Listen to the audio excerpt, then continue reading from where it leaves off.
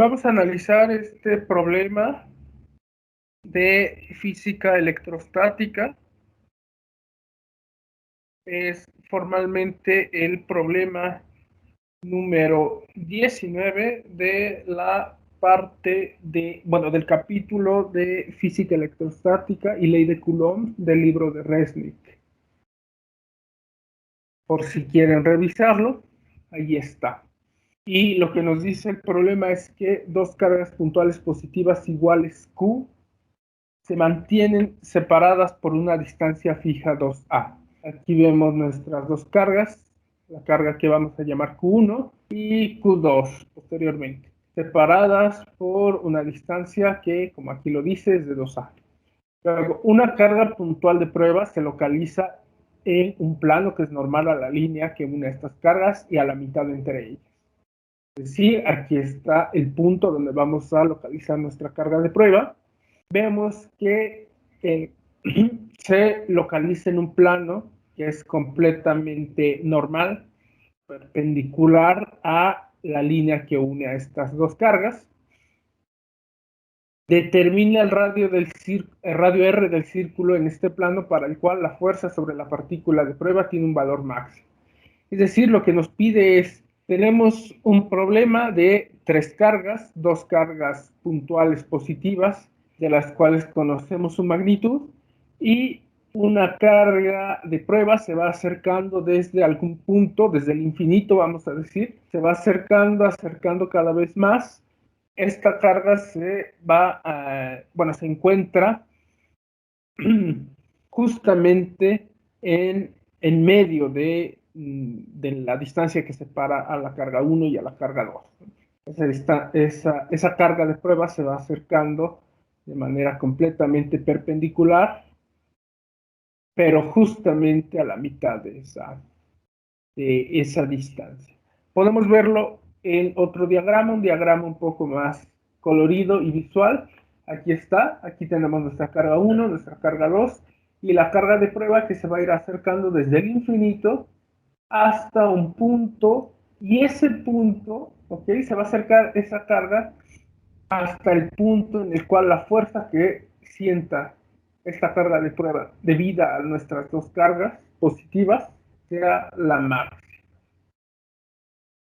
Entonces tenemos que obtener ese valor. Aquí podemos ver la geometría del sistema, podemos ver que esta carga de prueba se localiza, como ya lo decíamos, justamente en la posición A y va a formar un ángulo recto con respecto a la distancia que une estas dos cargas. Esta es la distancia que nos interesa conocer y, como dijimos al principio, la magnitud de nuestras cargas de nuestra carga 1 y nuestra carga 2 es la misma. Entonces, ¿cuáles son los pasos que vamos a seguir para resolver este problema? Son los siguientes. Vamos a calcular la fuerza ejercida por las cargas 1 y 2 sobre nuestra carga de prueba. Y aquí recordamos el principio de superposición en electrostática que nos dice que la fuerza total que sienta una carga debida a todas las cargas que se encuentran en los alrededores va a ser igual a la suma de la interacción de esa carga con respecto a cada una de las cargas. Es decir, aquí nosotros tenemos dos cargas positivas en nuestro ambiente, en nuestro entorno solo tenemos dos cargas positivas y la carga de prueba. Pues lo que nos dice el principio de superposición es que la fuerza que sienta esta carga de prueba debida a las dos cargas va a ser igual a la fuerza ejercida por la carga 1 más la fuerza ejercida por la carga 2. Algo que se escucharía muy evidente, pero que en electrostática o en otros problemas de electromagnetismo no necesariamente es así.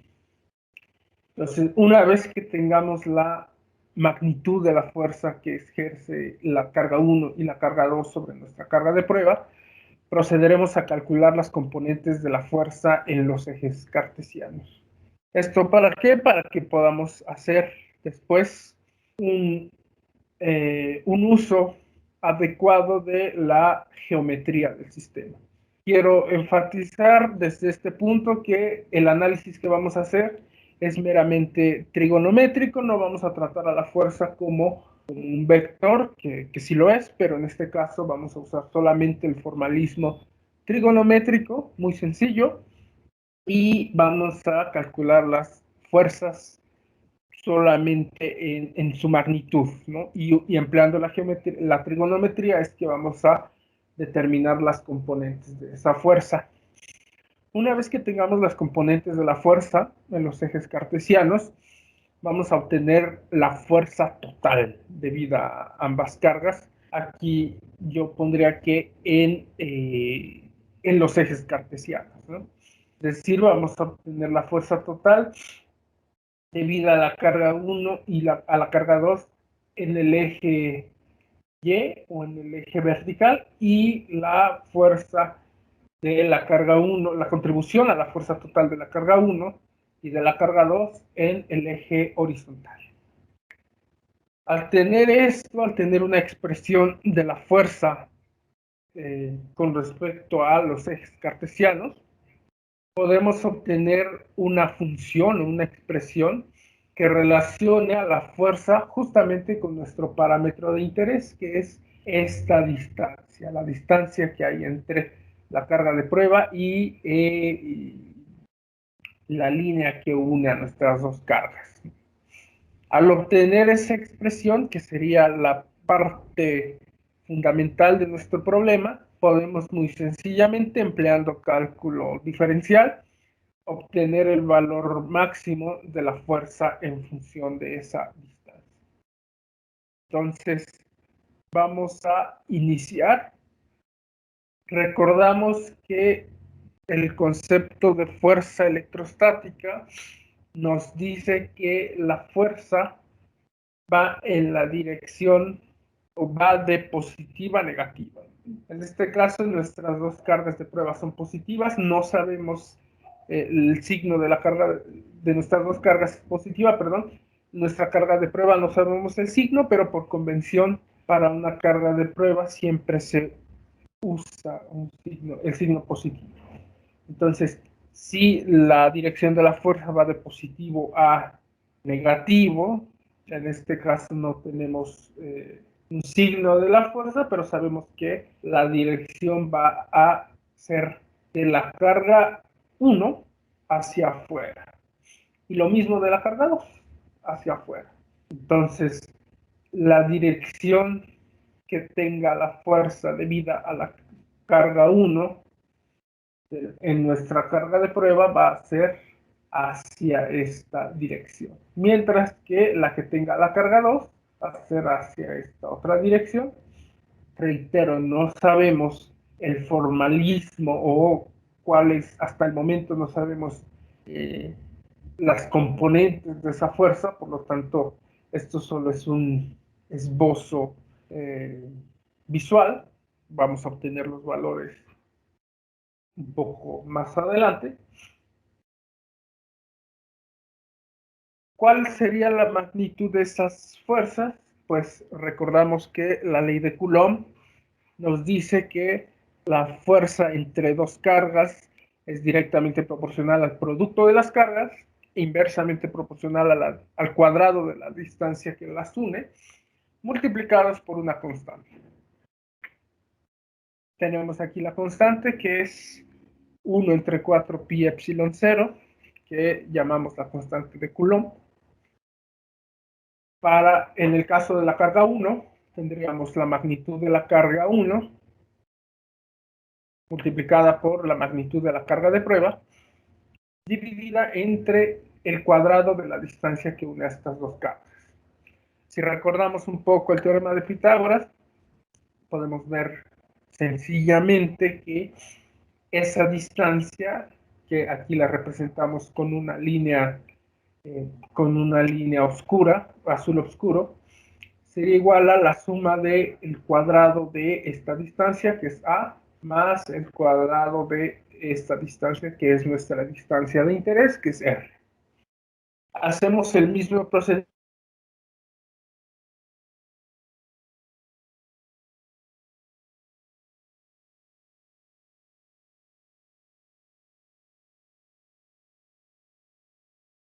como dijimos desde el principio, la carga 1 tiene la misma magnitud que la carga 2, entonces podemos sacar muy rápidamente la magnitud de la fuerza ejercida por la carga 2.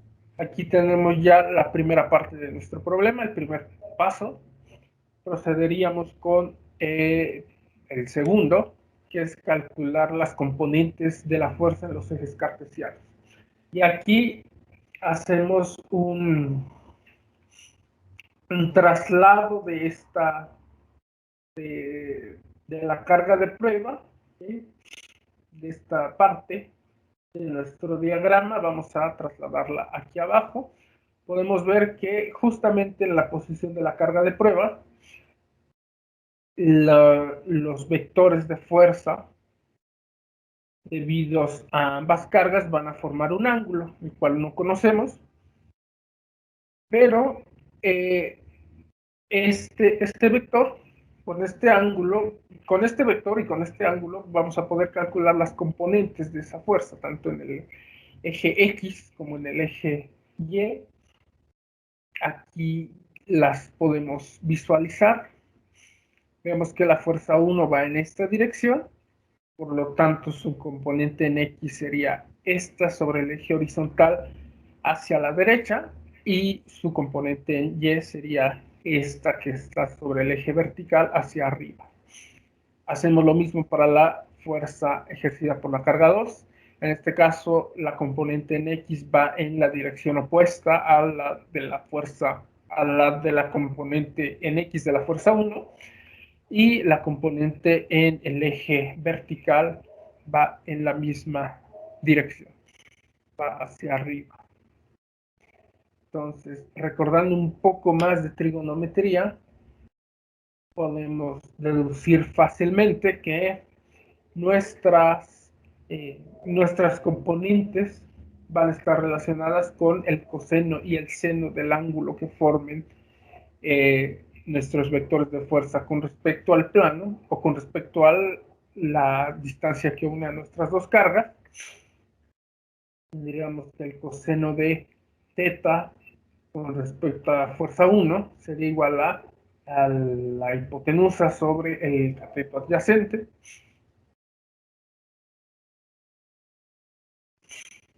Y con respecto a la fuerza 2 sería igual la hipotenusa, que es 2 sobre nuestro cateto adyacente sobre la hipotenusa. Y para el seno del ángulo, más bien para la componente Y de la fuerza 2, de la fuerza 1, sería nuestro cateto opuesto, que es F1 de Y, sobre la hipotenusa, que es F1, y para la componente en Y de la fuerza 2 sería el seno del ángulo igual a el cateto opuesto, que es la componente en Y de la fuerza 2 sobre la hipotenusa.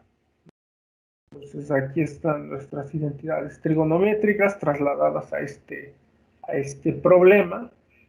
Si hacemos el despeje de las componentes, vamos a obtener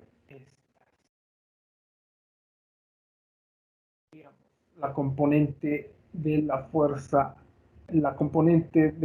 ejercida por la carga 1 en el eje X es fuerza 1 por el coseno del ángulo. La componente de la fuerza ejercida por la carga 1 en el eje Y es igual a la magnitud de la fuerza 1 multiplicada por el seno del ángulo. ¿Okay? Y en este caso podemos ver que pusimos un signo negativo, ya que la dirección de la fuerza para el caso de la fuerza 2, su dirección en el eje X es sentido contrario, por lo tanto ponemos menos F2 de X y sería igual a la magnitud de la fuerza 2 multiplicada por el coseno del ángulo que forman, el ángulo θ. Y finalmente la componente de la fuerza que ejerce la carga 2 en el eje Y sería igual a la fuerza 2 por el seno de θ. Y espero no haber sido un poco confuso en esto, sin embargo es muy visual el diagrama y nos podemos ayudar mucho de este diagramita. Entonces ya obtuvimos aquí el punto número 2, que es calcular las componentes de la fuerza en los ejes cartesianos. Vamos a hacer en este caso la suma de fuerzas, que lo que queríamos era calcular las componentes de la fuerza en los ejes cartesianos y después calcular la fuerza total en la fuerza total como una función de la fuerza total en el eje X y la fuerza total en el eje Y. Aquí vemos que la fuerza total sobre el eje X sería igual a la suma de ambas contribuciones, a la suma de la contribución de la fuerza de la ejercida por la carga 1 más la contribución de la fuerza ejercida por la carga 2. Ponemos nuestra expresión, aquí está la componente de F1 de X, más F2 de X. En este caso, esta F2 de X tiene un signo negativo, entonces pues la ponemos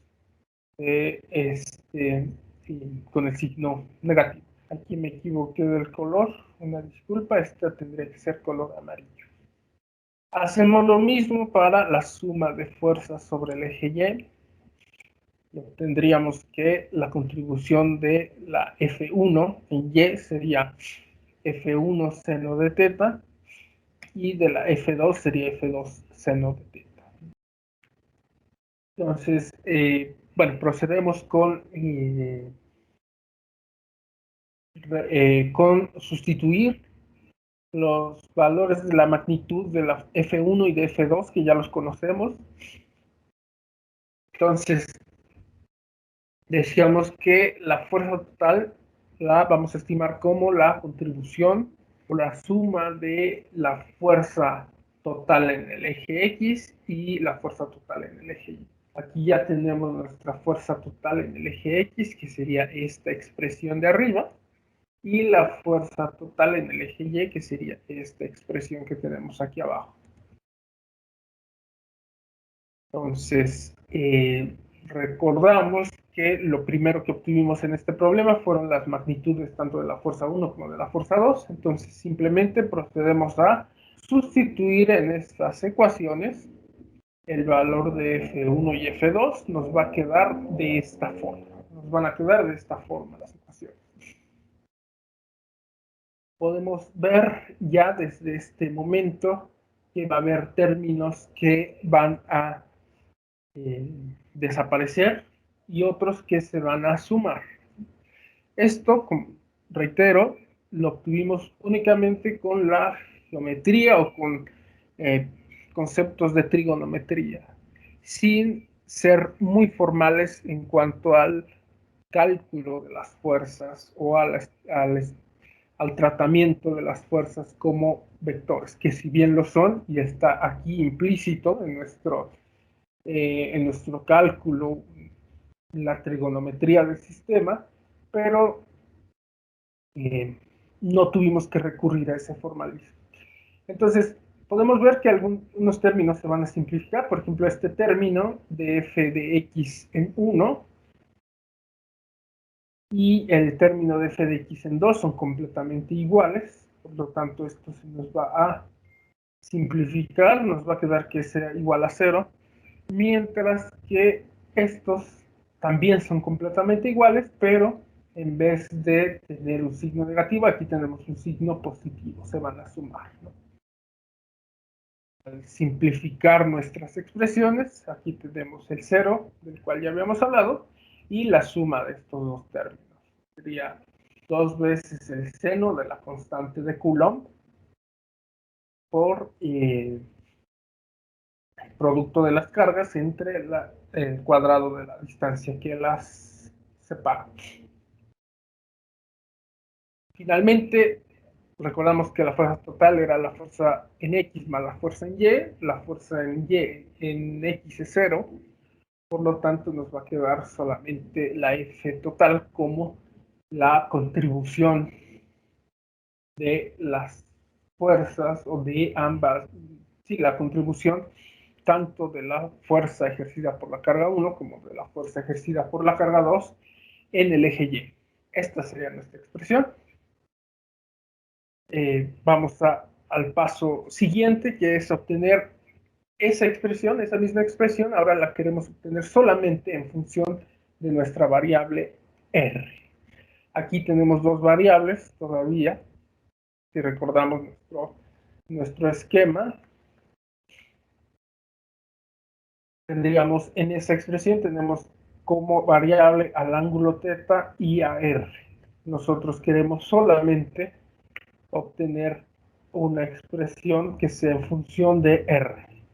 Entonces, recordando un poco más de nuestra trigonometría y gracias a la geometría a la simetría del sistema, podemos ver que el seno del ángulo θ sería igual en magnitud, que sería igual a el cociente de R, que es el cateto opuesto, entre la suma, la raíz de a cuadrada más r cuadrada, que sería la hipotenusa.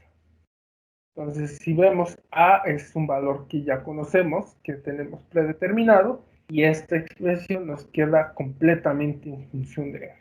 Entonces, sustituimos este seno o esta expresión en nuestra expresión de la fuerza total y obtenemos esta expresión. Al simplificar este 2 dividido entre este 4, nos queda solamente el 2, y bueno, aquí está nuestra expresión. Y un poco más simplificada, la dejamos como una fracción, expresada, perdón, como una fracción de esta distancia que nos va a quedar a la 3 medios.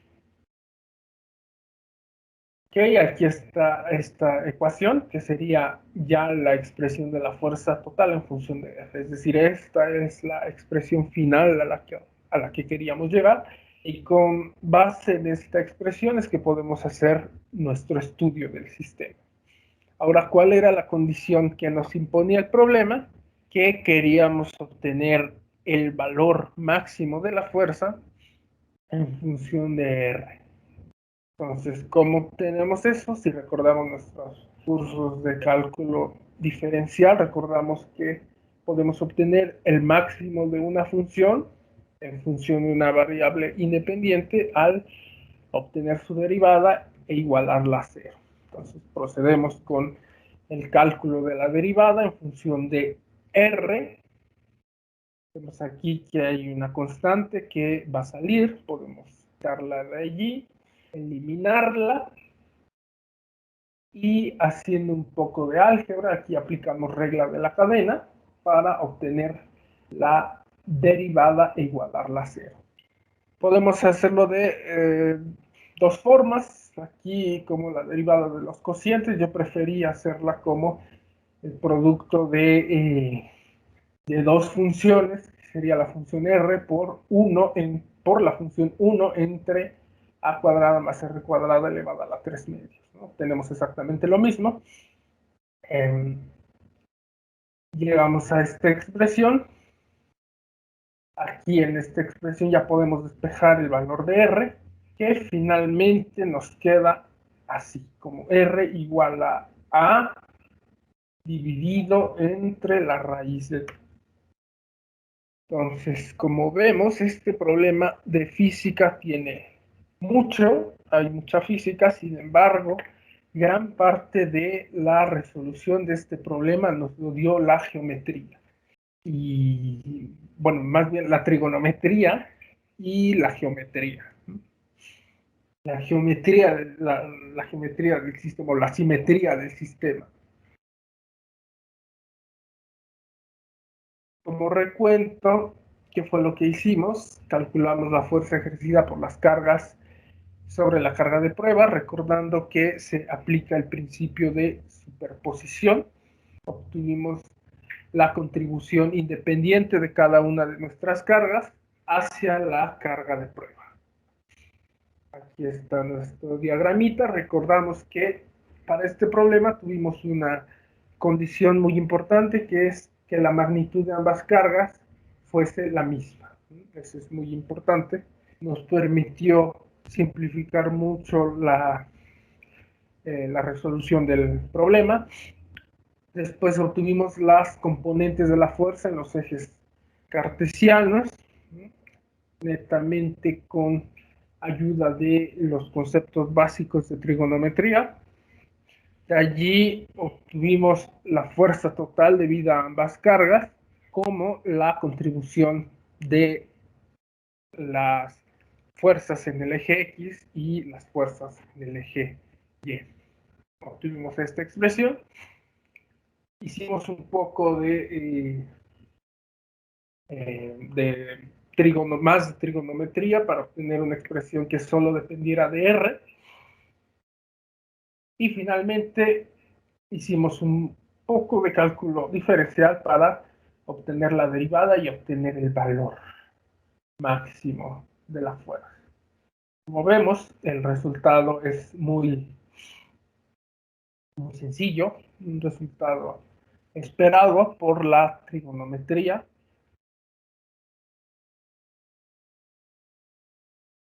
Y básicamente esta es la parte final del problema.